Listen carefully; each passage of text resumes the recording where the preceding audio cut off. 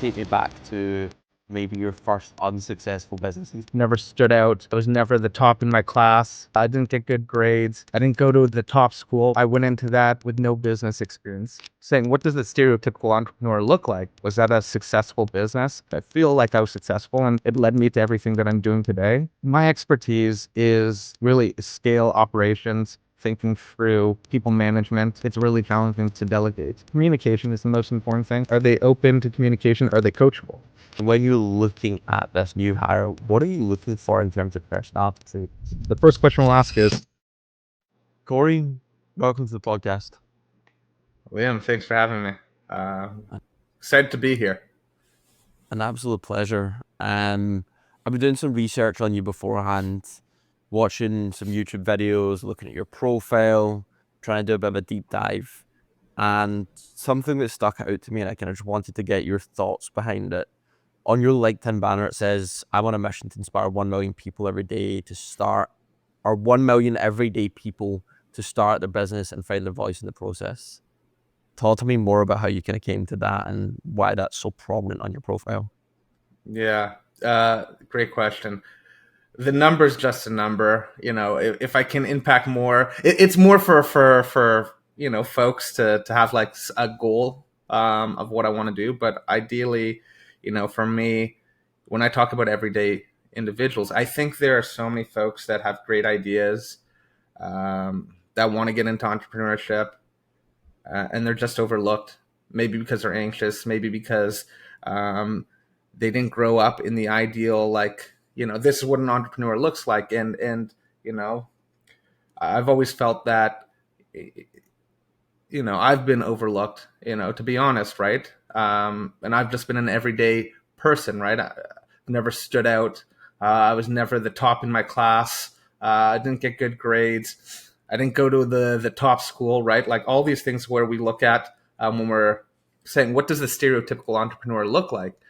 And, for me, what inspires me is that there are a lot of amazing people out there that just don't have the belief in themselves just yet. It's there, and they need the support. They need help finding their voice, and those are the individuals I want to support most. There's more of them. I think they can make a bigger impact in this world. So if I can help them find their voice, that'd be pretty cool. So 1 million, that's the goal. But if we can do more, that's the dream. I love it. It's a good mission to have. I'm wondering if you can make that really visceral for us. Like from looking at your profile, I can see some of your successful businesses, right? Working in the kind of like medtech sphere, healthcare apps, fintech.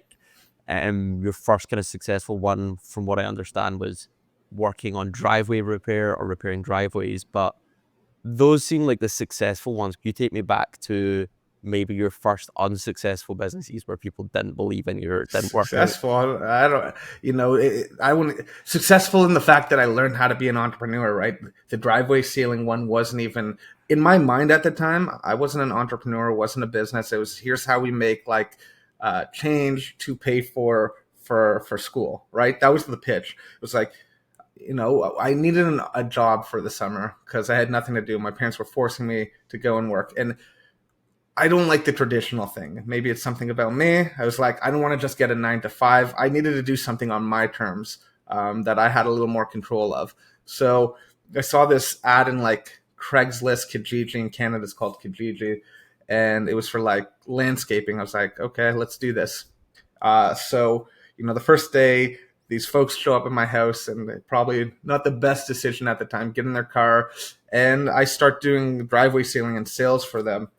And I was doing it with a friend, and a week or two into it, I was like, okay, so I'm making sales, and I'm getting like 10% of this or 15%, something super small. And it's like, this looks kind of easy, and I needed money to pay for school. And I was like, okay, let's just go and do this. Watch a few YouTube videos and made that happen.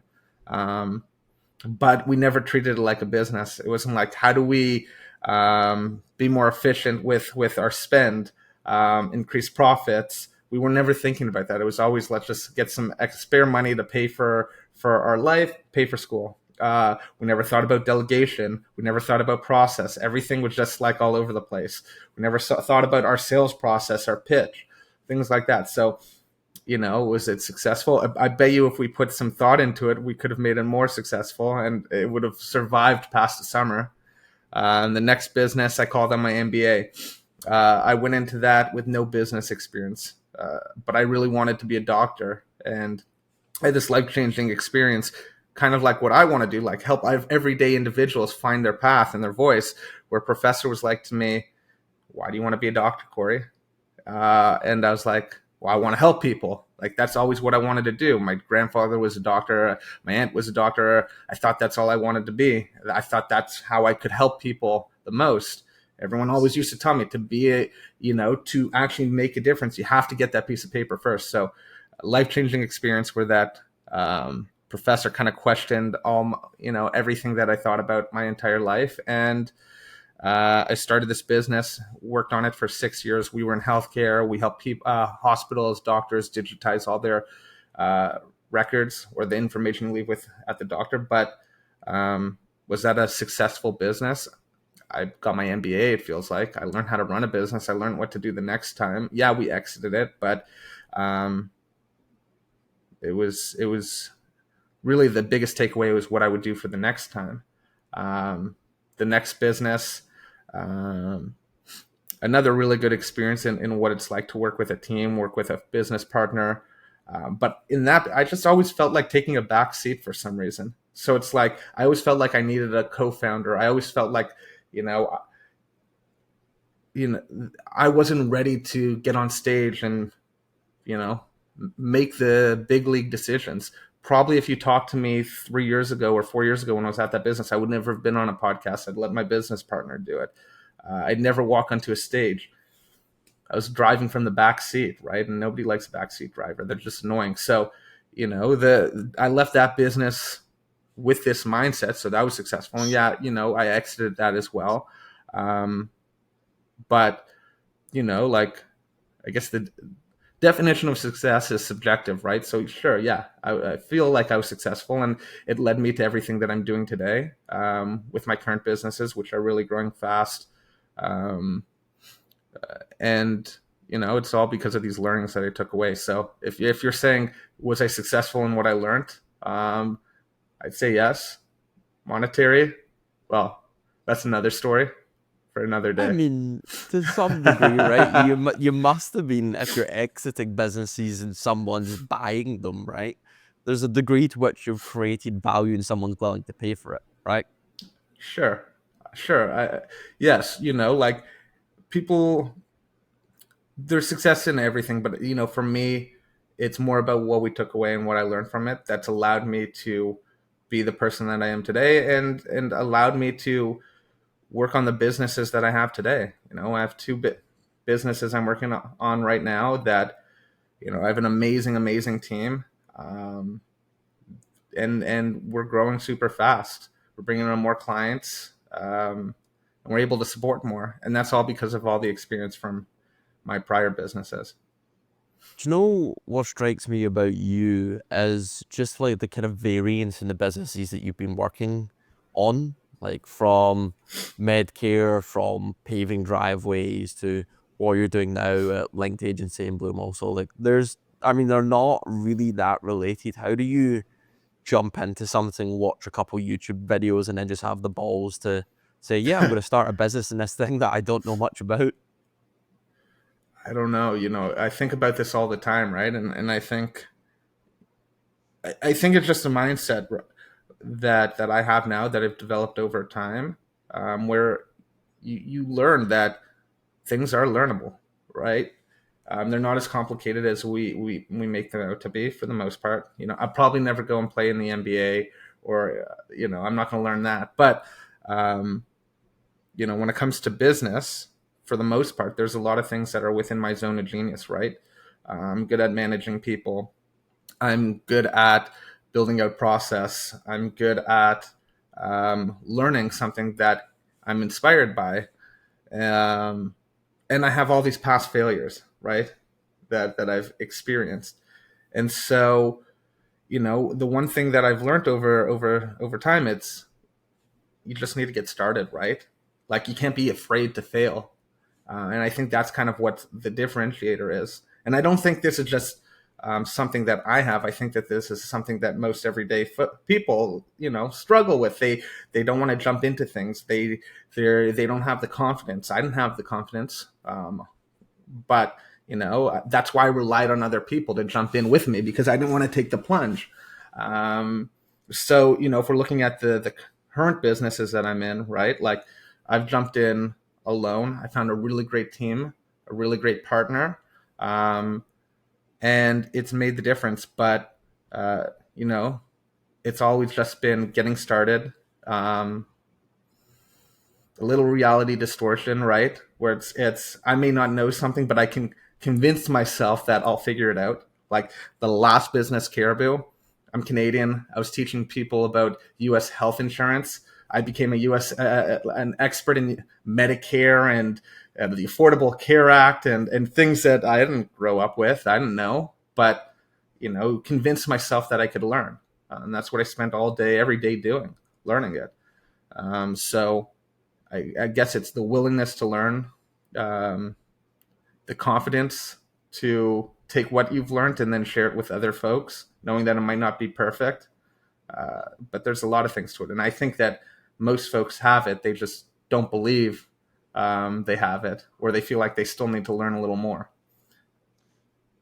Before we hop into what you're doing now at BluMoso on LinkedIn or the linked agency, something I'm really curious about is how your approach to risk and how you think about risk has changed in your mind throughout these businesses. Like, from what you described, this first one, when you're doing the driveways, it's like, okay, right, I need to get money for college. This is just a fun way of doing it. It's a fun way to pay for it. The second one, it's like, okay, I've got this dream of mine to help people, right? Let's start in this industry. But like through these successes, you'll have more capital, you'll have more reputation, and then you're jumping into these new businesses with more to lose and more to gain than you've ever had. Has your approach to risk changed at all? Do you think about it whatsoever? Does it make you more anxious? Are you like more excited, less excited? Where are you at on that? I know nothing else, right? Mm. And I think it's like you have to assess your risk tolerance early on when you're starting something. Um, so I think something that I've learned with the latest experience is, you know, having some control over the destination or being able to self invest, right? So I had a contract position for the last I guess year and a half, and it allowed me to invest, right? So like I still had risk in terms of the business because I had to put up capital to start this business, but you know there was a safety net there, right? So I was able to then go and have more control over the destination, right? So I think there's a difference, right? There's risk and how much control you have over the destination and your willingness to really believe, right? Like how confident are you that what you're doing is right? So I think my confidence, my belief in what I was doing really outweighed the risk. If you think of it like a scale, right? Everything that you're doing today isn't going to lead to where you want it to be tomorrow, right? So like you might not enjoy what you're doing today, but doing that thing, right, is going to help you get to where you want tomorrow. So for me, the risk was okay. I'm going to do this position, like contract work for a year and a half. I'm going to have to focus on that. It's going to take me away from being an entrepreneur. I'm then going to have to put capital into this. So I'm going to have to work extra hours. I'm going to have to put a lot of my time, my effort into something that might not be mine. I may not enjoy it as much, right? That's all risk. But is it going to lead to where I want to be, an entrepreneur running a company, managing a lot of people? And, I saw that the risk I was taking with that was going to lead to where I wanted it to go. And I'd have the capital to support the business. In the past, I've always had to raise capital. So I lost a lot of that control over the business because I gave away pieces to other people. I had to let other people make certain decisions. And I didn't look at that as risk, right, going into it at first because I thought, this is going to solve everything. But really, based on those previous experiences, I actually saw the risk I was taking was decreasing, right, because I had more control over the destination because I had the capital to support it rather than than having other people provide that capital. So, in terms of risk, it hasn't changed. This is something that I'm meant to be doing, right? Like I'm meant to be building businesses. I know nothing else. How I approach risk and how I approach my decisions strategically has changed over time, and how I think about it, the impacts of my decisions, right? So, you know, we taking in money for a business, right? You don't see the risk that you're taking. A lot of folks think that it's going to solve a lot of the issues, right? But it creates this risk. So it's just my perception of what creates risk, what helps, where I lose control, has changed over time. Tell me about BluMoso. What was the founding belief in making this happen in the first place? And I'm curious, like, if you can take me back to the point where you're maybe just creating it and you're maybe hiring your first employee. What's the reason behind the name as well? I'm always really interested to know that. Yeah, super accidental, right? So I left my last business and I just needed to figure out my life. Didn't know what I was going to do next. And I guess that's the hardest thing for most entrepreneurs. It's like you exit something, you're like, what's next? You feel so hopeless, so lost. And I knew at that time that, as I was saying before, I was taking a backseat to everything. I never really was in control of my destination. And so, I was trying to figure it out. I knew this was a point in my life where I could finally start putting myself out there. I didn't know what I was going to work on next, but I knew if I put myself out there, some opportunity would present itself. It just made sense to me, right? And, we're in the age of personal brand.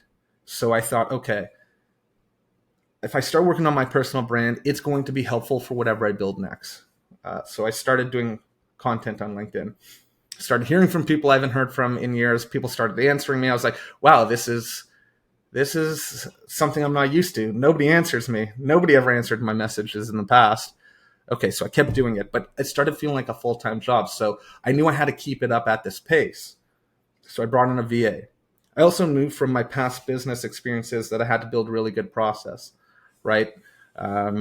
Process makes things easier when you're delegating, you're handing things off. So I remember going to I met with a VA and I was like, this is what I want you to do. Here's all the guides. And they were like, well, just in shock because they'd never had this experience with another one of their clients. Had all the prompts built out, all the instructions, so we could really function. So that started working really well. Things started growing. People started reaching out, asking me about my process. And, like BluMoso, completely accidental. And I'll get to the name after because it's a completely different story. So, anyways, people started reaching out, and as an entrepreneur, sometimes when you spot opportunity, the light bulb goes off, right? And then you run an experiment. Hey, like if this is such a big problem for you, if I could give you the solution, would you pay for it? And the first couple customers bit, right? I went to my VA and I was like, you want to earn some pocket change, some spare change? I can probably get us some extra clients. You do their designs, you do some of this. And yeah, that was just completely accidental. And I brought on that VA as a business partner as well, because I really believe in being fair, and I wanted them to feel like this was theirs, because I had nothing at the time without them, right? And one thing led to another, and here we are, I guess 11 months later, and we have 36, 37 individuals closing in on 40 clients across the globe. So it's pretty cool, and it all came down to just that same mindset: good process, treat people well, um, use a lot of the new tools out there, use AI as much as we can to really build an effective and efficient process, and then really just double down on great client support. Be there for the clients, be open, be transparent, don't hide things, be available. So yeah, it was completely accidental. Would never have thought this would be the business that we're in, but it all started by working on my personal brand and me finding my voice. So that's part of the reason why I also have it in my banner, because once I found my voice, all this stuff changed. And Where do then you think you your ask, voice is? just me. I don't know how to describe it, right? Like it just me. Like I say what's on my mind. I don't try to be anything different. I don't try to play into, um, you know, all the BS that's out there and what works. It just share my learnings, um, share my conversations, um, be a good human, be fun. Like that's who I am, and focus. When it comes to like who I am, I'm not doing it for other people. I'm doing it for myself. Any piece of content I put out there, it's more of a reminder for me of who I want to be and who I'm trying to be. So yeah. I mean, I wish I had like a one sentence answer, but as I speak, I start thinking. I'm like, oh, this is who I want to be, and this I like reflect as I say it, right? I don't think you're a one sentence answer guy. I don't think that's you whatsoever, I Cory. can't. And then the name. Okay, so you know, in this journey of trying to figure my shit out, I can swear on this podcast, right? That's You allowed. fucking absolutely can. My mum listens to every podcast and she gets me in trouble for Okay, every time I swear, but Liam is a go good ahead. boy. Mrs. Lawson, very good guy. He's very respectful. Um, so yeah, BluMoso, like this was like we when I left my last business, I was trying to force it. It's like there was nothing else I wanted to do. Like I know I can go and work, and I have skills that will help any business. I know how to be an operator. I've done it, but at that time when I was just like I needed to jump into something, so um, I was looking at starting another agency with a friend, and we were just like, okay, it's the classic, like, what's our name? And a lot of times, especially from my last business, it's like, okay, you find an animal, you find a plant or something that relates to, like, I don't know, there's some meaning behind it. So, for us, we were just like, okay, let's find a plant. What plant grows the fastest? Because at the time we were trying to help people grow fast. We are trying to help them scale their businesses, Mm. which plays really well. Bamboo, and bamboo is called green moso, right? But that's the fastest growing plant in the world, green moso. So we're like, okay, moso, that's cool, but green moso wasn't available. Blue, clarity, calm. It just, like clarity when it comes to business growth. Okay, my last name, Blumenfeld, blue. I love the color blue. That's great. The .com was available, so BluMoso. It just made sense, like clarity, business growth, fastest growing plant. And I don't know, I fell in love with the name. The more I kept saying it, the more it resonated. It was easy to say, sounded like a really great drink as well. So if I want to start an energy drink company, BluMoso. Um, so yeah, and it just stuck. And I was trying to find a way to use it. So there were a couple failed businesses that never got off the ground that we were trying to use it for. But I don't know. It just the name really resonated with me, and I like hearing it. I like saying it, um, so kept going with it. That's an awesome story. I never, honestly, never knew what green mosa was in the first place. Wouldn't have been able to tell you that. But I like the logic behind it. It's awesome. You can see from your branding as well. The majority of your branding is very blue as well. Like if you look on your profile, like the back of your headshot stuff, Yeah, that's all intentional, right? yeah. Blue. It's like a calming color, right? And I think you need. My life has never been calm. I have ADHD, so I think when it comes to business and when you're making decisions, you have to be very calm under pressure. There has to be clarity, right? And someone with ADHD, some you're going a mile a minute, so you have to like kind of find that focus. So blue, yeah, helps me. And plus, my whole life's always been blue. My room was blue as a child. It's my favorite color, so yeah, we're not changing that anytime soon. I love it. Also, if you look at all my logos from all my previous businesses, they've all been blue. I'm trying to think what logos from mine have been previously. Black and white, orange at one point. I'm thinking of like drop shipping businesses from when I was 15. Trying to remember what those logos looked like. I think mine have been all varied, but I'm glad that you found your color. Um, Bloom also, right, so we touched on it briefly, but break down the kind of full suite of offerings that you guys actually do. We mentioned LinkedIn, but like kind of break down everything that you can do for a client.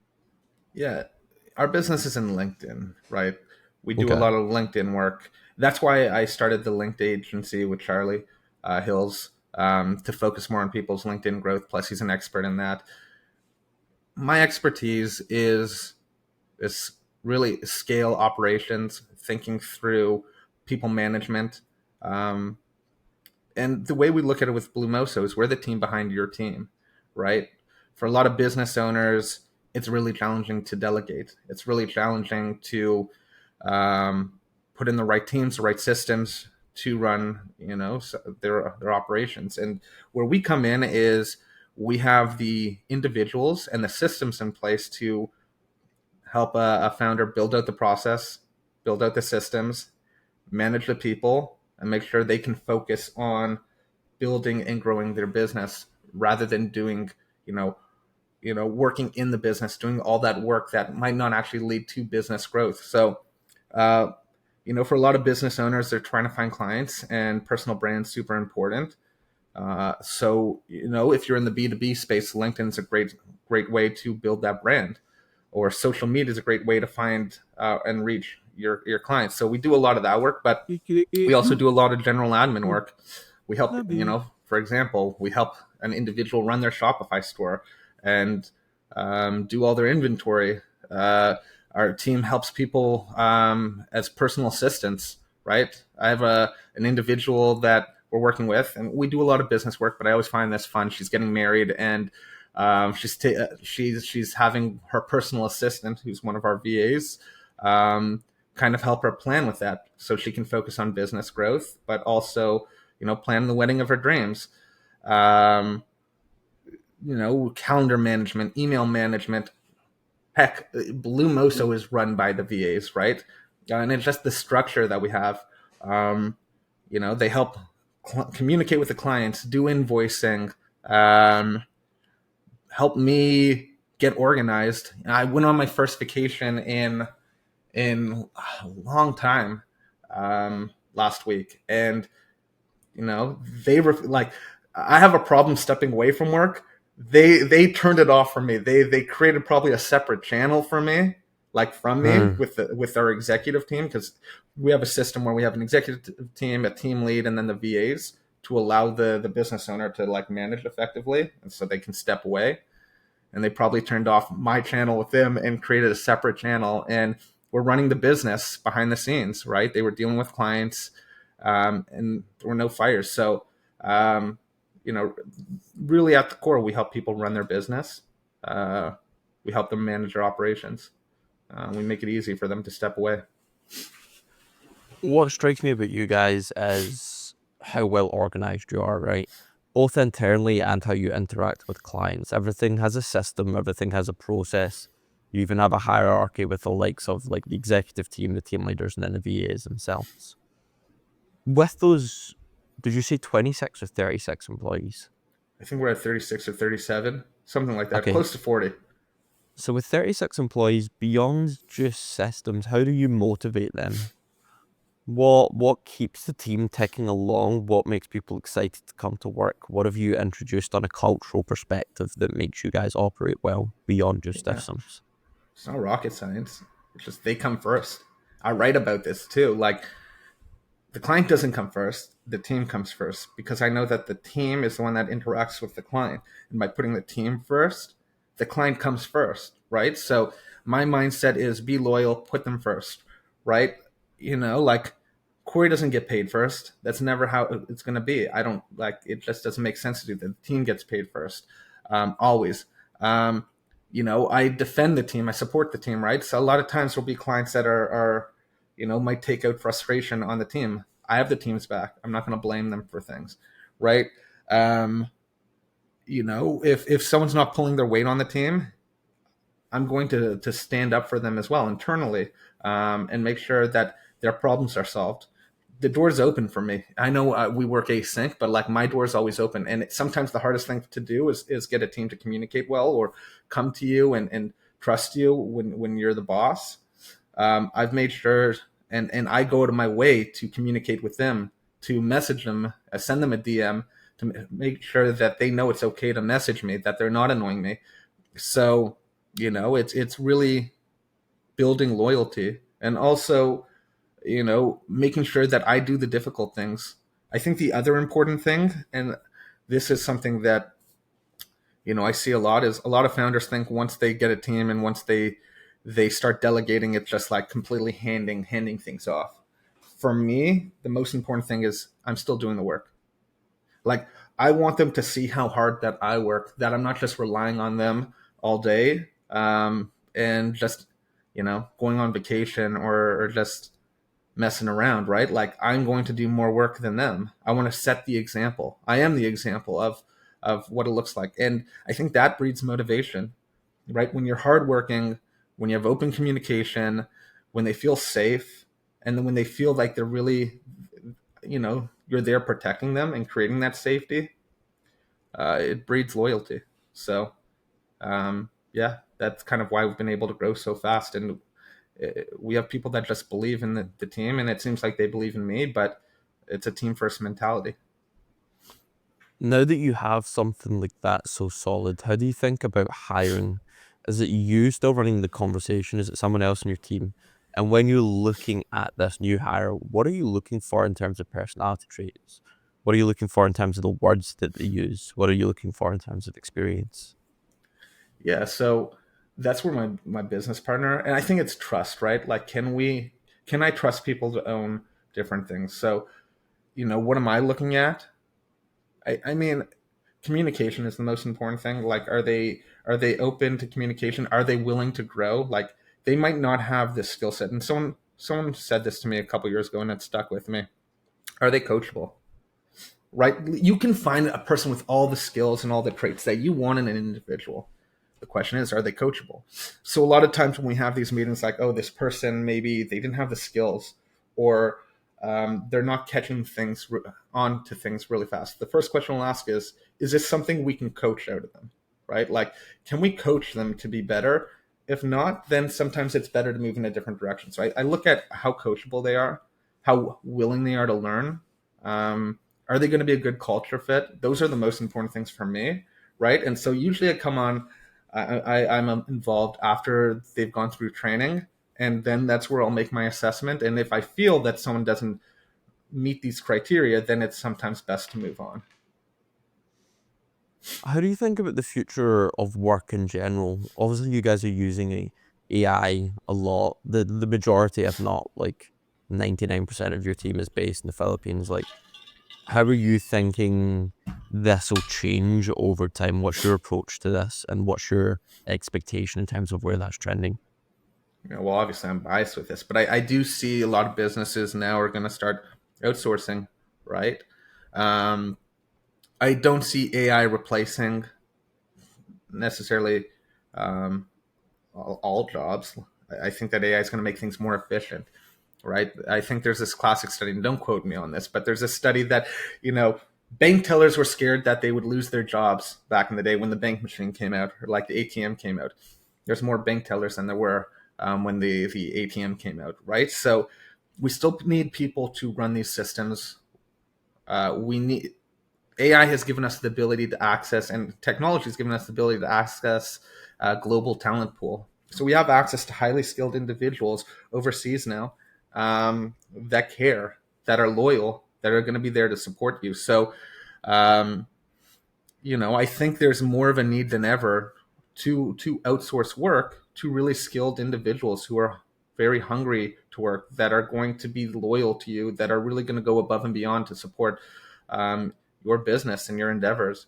Uh, and for us internally, AI is making things so much easier with communication. It's making us more efficient. It's allowing the team to really succeed.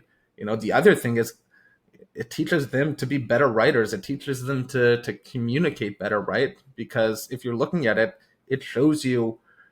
For me personally, I was never a good writer. Now that I'm using ChatGPT and Claude and all these tools, it's personally helping me to become a better writer, to learn how to write a better hook, to write, to communicate better. Like, all these gaps that I had in my writing before, when I read something over with the proper way of doing it, I learn a lot. So these tools are making things so much more efficient. They're making talent more available as well. If we're not looking at AI, just these tools that are in place, like Remote, Deal, all of these systems that are in place to support a global workforce are in place. Um, and then it brings down the cost in business, right? So all of these things, I think it's never been easier to start a business, but it also makes accessing talent, and really good talent, easier than ever. Did that answer your question? I know there was a lot there, but No, um, no, it answered it, and I agree with you as well. I think my favorite hire of all time is our automations expert, Jana. She's from the Philippines, and she just blew me away with like how on it she is. And it's interesting as well, like seeing. I don't know if you probably hired from the US, from Canada and stuff before, but like I've hired graduates from the UK before, and the stark difference in work ethic between some of them bad hires, I'll put my hand up, that was my fault, and some of the people from the Philippines that I've hired has just been night and day. I don't know if you found the same at all. I think there's good talent everywhere, right? And I think it comes down to a manager to put an individual in the right position to succeed. That's something that I've learned, right? Like, Mm, you know, one, yes, hiring is very important. Find the right individual, the right fit, the right skill set, but it's also helping, like, coming back. Is this person coachable? And you'll find it anywhere you hire from, right? Um, and wherever good talent gets is expensive for the most part. Like, mm, it's all relative. It's expensive. If you want top talent, you have to. It can be expensive, but um, I think that at the core, it's a lot of times when we hire someone, one, sure, maybe we made a mistake and we didn't do the hiring process right, but the majority is we didn't put them in a place to succeed, right? Like, we didn't give them the mm. right systems. We didn't adapt to their learning style, to their work style. um, and yeah, sometimes the individual is not the right fit, but you know what, the manager hired them, so it really comes down that to the manager just not making the right decision earlier on, or that hiring the person that made the hire. um, so yeah, I don't necessarily fully see the difference all the time between geographies. I think there are more people that are available and willing to work overseas because they have this opportunity for the first time, right? It's not. It's like it's new, right? They didn't have these opportunities 5 or 10 years ago to this scale. Um, so there are more individuals available, and there are more people that are accessible. So that's might be why we're seeing the difference, but um, I don't know if there's the difference is just because one person's from one geography. I just think it's because of how the world works now. They're more available, they're more accessible. We can communicate with individuals that are overseas, and we have access to them, which we didn't have before. You have these great systems, you have a great team, you have a business model that works.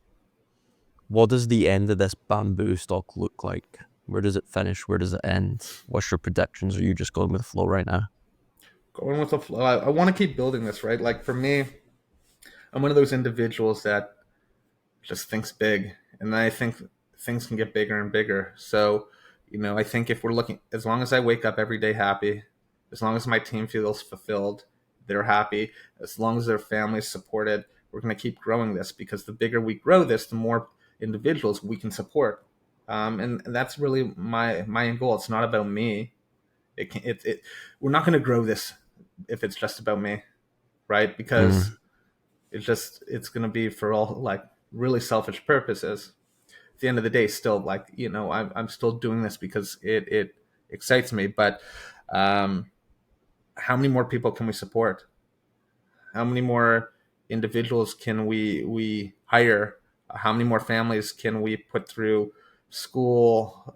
Things like that. That's kind of what inspires me, because, like, every individual on the team, for the most part, they have a family. We're helping support them. We're helping pay for like, helping them get the income they need to put their children through school, to feed them, to support their families, to pay their healthcare bills. I just want to keep doing that. So really, there is no end goal right now. It's just get bigger, help more clients, and keep growing the team. The goals by the end of the year to get 100 individuals on the team. We'll see where that goes. Before the end of the year? Yeah, we'll see. Okay. All right. How long has this business been in operation for? You know, it was really small, but we started in October 2024. Got you. Okay. Well, I hope we can revisit this episode in 6 months' time and see whether you've reached the target. Let's try. I'm curious, right? Because I'll be honest with you, I'll be candid with you for a second. I definitely am selfish. I think about myself more than other people, and it's something that I'm trying to be conscious of, trying to be aware of, and trying to Yeah. change. Have you always been this selfless, or is this something that you've had to work on? Like, how did you come to have this as a goal in mind and like be able to frame your work through it? I'm not selfless.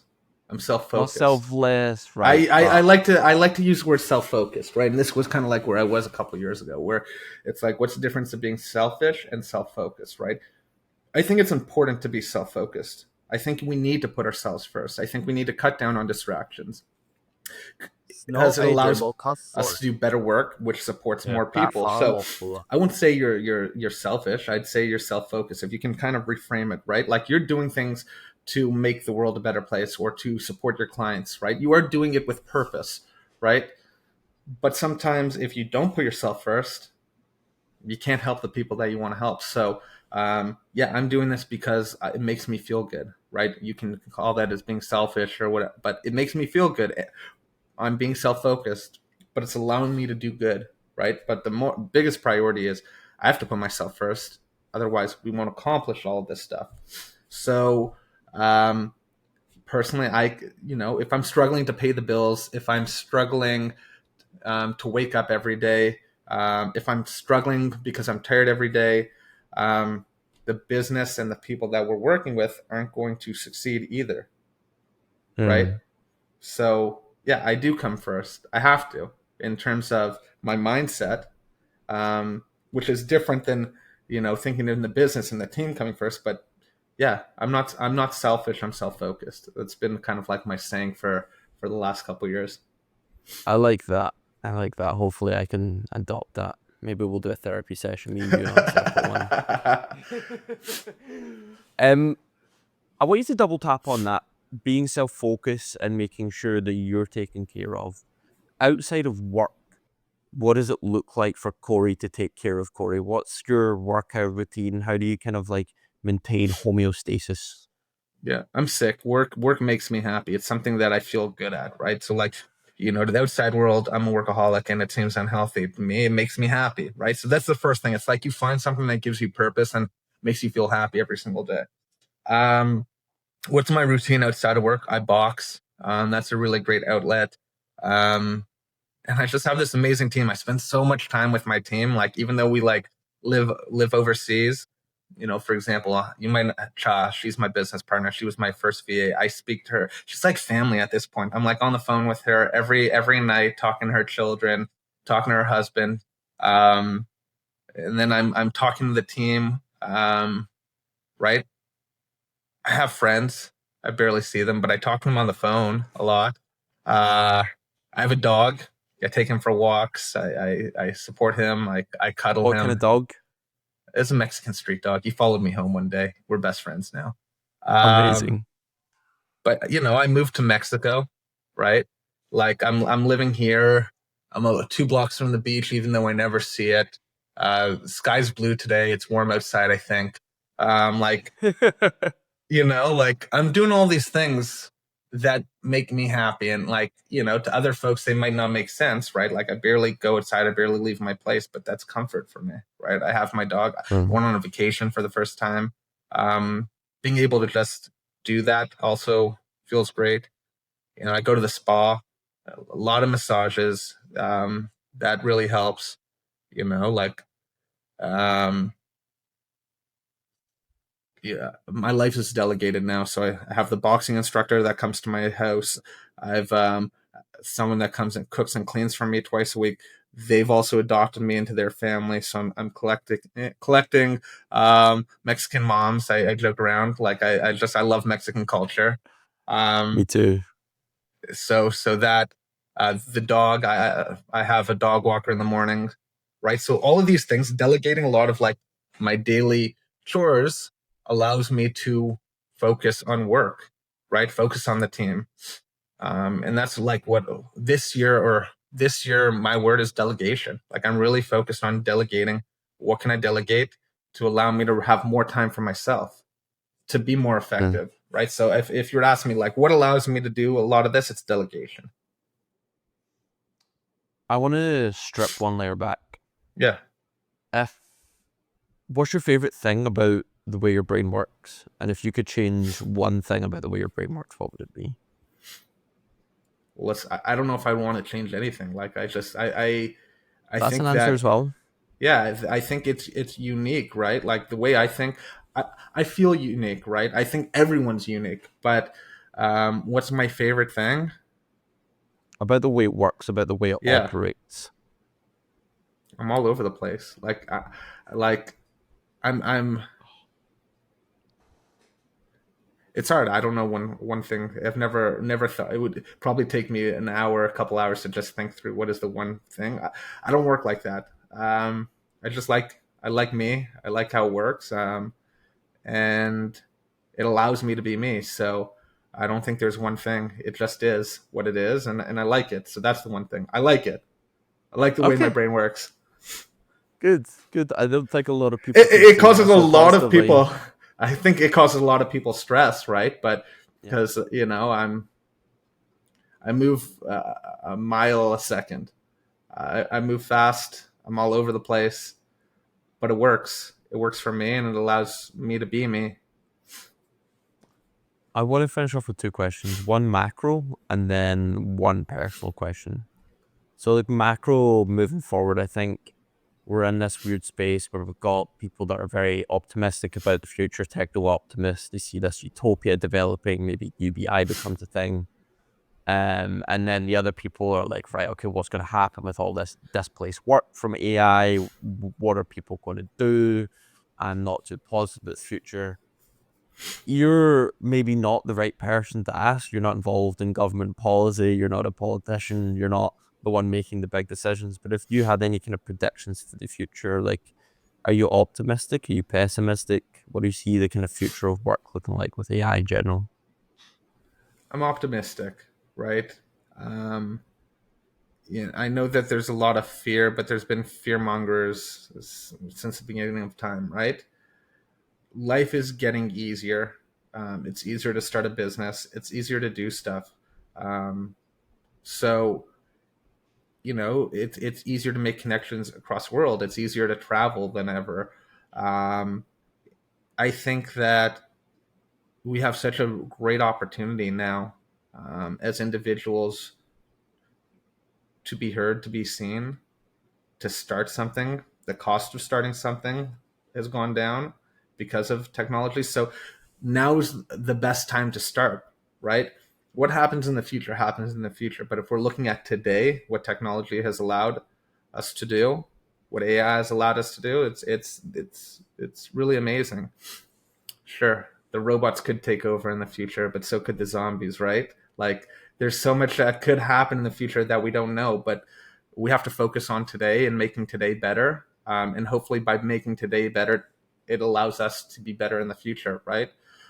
So all I can really focus on is what we're doing today, and to me, today seems a lot easier than it was yesterday. So I'm optimistic.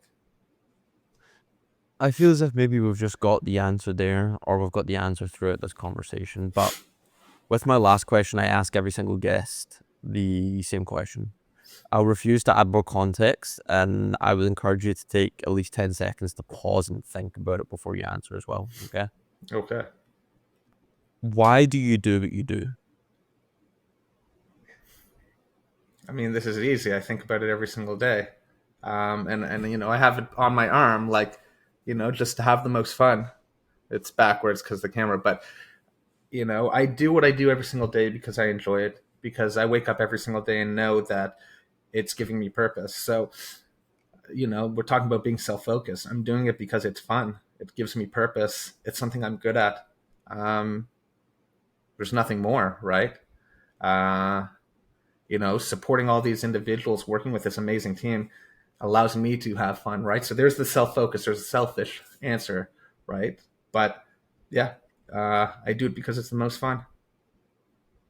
Cool. I love it. Yeah. Cory, Thanks, man. firstly, thank you for your time. I I appreciate you appreciate taking the you. hour with me. And secondly, people want to kind of learn more about what you do and who you are. How do they go about doing that?